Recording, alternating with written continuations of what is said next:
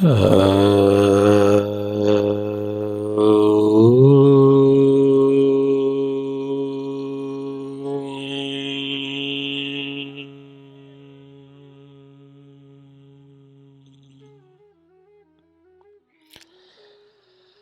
बहुत ही प्रिय और बेहद सम्मानित साथियों, हृदय की असीम गहराइयों से अभिनंदन, बहुत बहुत हार्दिक स्वागत। साथियों, विवाह एक ऐसी संस्था है जो कि भारत में सबसे ज्यादा सुदृढ़ है और इसके जो मूल्य हैं वो बचपन से ही हमें सिखा दिए जाते हैं।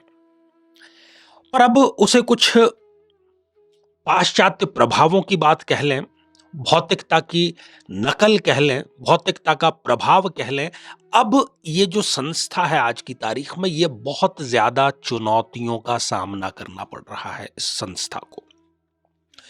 खासतौर पर पति पत्नी वो जो भी करते हैं, एक दूसरे के लिए वो उनको कम ही नजर आता है।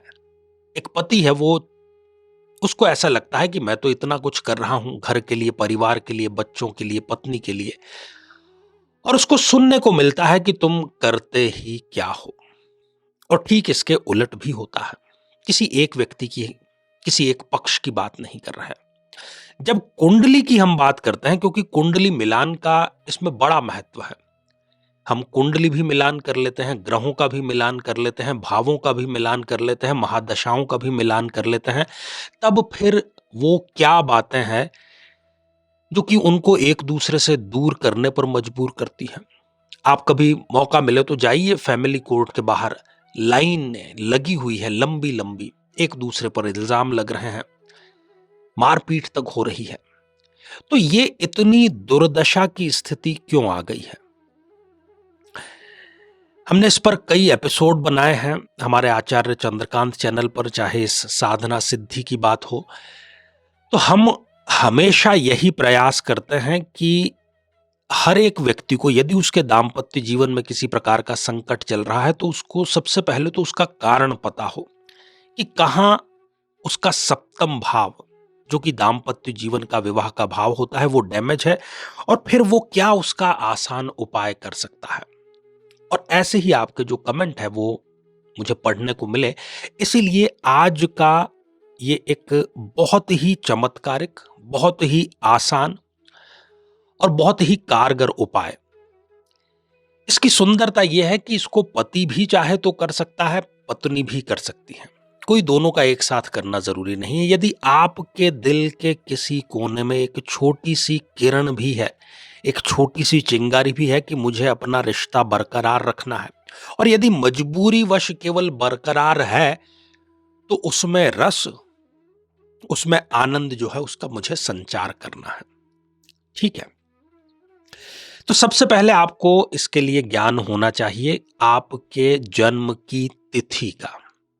मैं हिंदी तिथि की बात कर रहा हूं। मान लीजिए आपकी जन्म की तिथि सप्तमी है, कोई भी हो, फिर चाहे वो शुक्ल पक्ष की थी या कृष्ण पक्ष की थी, तो इसको आपको सप्तमी तिथि से प्रारंभ करना है। और इसमें भी कोई अड़ंगा नहीं है, शुक्ल पक्ष या कृष्ण पक्ष, किसी भी पक्ष की सप्तमी से आप कर लेते हैं। और यदि आपको तिथि का ज्ञान नहीं है, तो फिर आपको इसको प्रारंभ करना है अपने जन्म के वार से। यदि मंगलवार को आपका जन्म हुआ है तो मंगलवार से इसको प्रारंभ करना है। गुरुवार को यदि आपका जन्म हुआ है तो गुरुवार को आपको इसे प्रारंभ करना है। ठीक है, इसमें एक महत्वपूर्ण चीज की आपको आवश्यकता होगी, और वो होगी आम के वृक्ष की एक टहनी। ठीक है, अब आपने दिन का चयन कर लिया, आम की जो लकड़ी है उसका आपने चयन कर लिया। अपने ही घर के किसी शांत कमरे में, किसी शांत स्थान में, किसी शांत कोने में आपका मुख जो है वो पूर्वमुखी रहेगा। पूर्वमुखी साधना है ये, वहीं से ही जो पॉजिटिव वाइब्स है वो आपको मिल पाएंगी।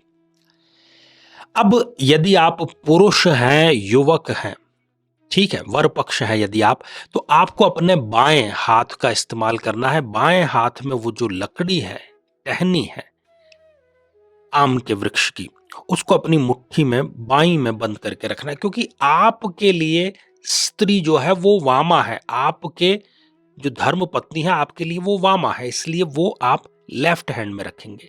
और यदि आप स्त्री हैं, स्वयं ये प्रयोग कर रही हैं, तो आप अपने राइट हैंड में उस लकड़ी को जो है वो बंद करके रखेंगे। सर्वाधिक जो महत्वपूर्ण बात है वो है इसका जो मंत्र है वो। ठीक है, केवल ये 3 दिवसीय साधना है। पूर्व मुखी आप हो गए, हाथ मुंह धो करके स्नान करके आप बैठे हैं, और जैसा मैंने आपको बताया उस हाथ में आपने मुट्ठी बंद करते हुए जो आम के वृक्ष की लकड़ी है उसको आप थामे हुए हैं। और इसके पश्चात जो मंत्र अब मैं आपको बतलाने जा रहा हूं उसका आपको 108 बार जाप करना है। मंत्र साथियों कुछ इस प्रकार है। अभित्वा मनुजातेन दधामि मम वासना, यशसो मम केवलो नान्यसा कीर्ति यश्च न। इसका थोड़ा सा अर्थ हम जान लेते हैं। ये मंत्र हमें कहता है कि हम मनुष्य जाति के हैं, मैं मनुष्य जाति का हूं, और चूंकि मैं मनुष्य जाति का हूं इसलिए मैं केवल इच्छाएं धारण कर रहा हूं, बस मेरी जरूरतें पूरी हो जाए, मेरी जरूरतों का कोई अंत नहीं है। मनुष्य जाति में मेरा जन्म हुआ है और जीवन भर में बस मुझे आवश्यकताएं चाहिए, ये चाहिए, वो चाहिए, मकान, गाड़ी, पैसा, विदेश यात्रा। और जो मुझे यश मिल गया है या कीर्ति मुझे मिल गई है वो मेरी नहीं है, वो उसकी है। साथियों, 4 जो बातें हैं वो मनुष्य और पशु इन दोनों को एक बनाती है। भय, आहार, निद्रा और मैथुन। भय पशु को भी है, मनुष्य को भी है। आहार पशु भी ग्रहण करता है, मनुष्य भी ग्रहण करता है। निद्रा पशु भी लेता है, मनुष्य भी लेता है। और मैथुन दोनों ही करते हैं। तो मनुष्य भी यदि केवल ये चारों ही करता है जो कि पशु कर रहा है, तो उस मनुष्य में और पशु में कोई अंतर नहीं है। परंतु यदि उदात्तता है, धर्मनिष्ठता है, नैतिकता है, ये सारे जो गुण है ये यदि मनुष्य में है तो ही वो सही मायनों में मनुष्य की कैटेगरी में है। अब ये जो मंत्र है बड़ा गहरा मंत्र है, ये समर्पण का मंत्र है, श्रद्धा का मंत्र है। और जब आप समर्पण कर देते हैं प्रकृति के समक्ष तब सारे कार्य आपके ऑटोमेटिकली होने लगते हैं। अद्भुत साथियों ये मंत्र है, इसका 108 बार आप संध्या काल में जाप करेंगे। और जो वस्त्र आपने पहने हुए हैं उसी वस्त्रों को धारण करके आपको अपने जीवन साथी के समक्ष उस दिन जाना है, उनके साथ आपको रहना है। और ये आप लगातार 3 दिन आपको करना है। आज कर लिया, कल, परसों। ये केवल 3 दिन में ही आपको चमत्कार बतला देगा, अपना प्रभाव बता देगा। और जो गलतफहमियां हैं, जो संकट है वो तो दूर होंगे ही, और जीवन में जो दाम्पत्य रस है उसका संचार भी अवश्य होगा। पुनः इन्हीं शुभकामनाओं के साथ में कि ये प्रयोग आपके जीवन में, दाम्पत्य जीवन में रस और आनंद का संचार करे। आज के लिए केवल इतना ही, और इसी मंगल कामना के साथ में कि आप सभी स्वस्थ, समृद्ध और शांतिपूर्वक जीवन व्यतीत करें। नमस्कार।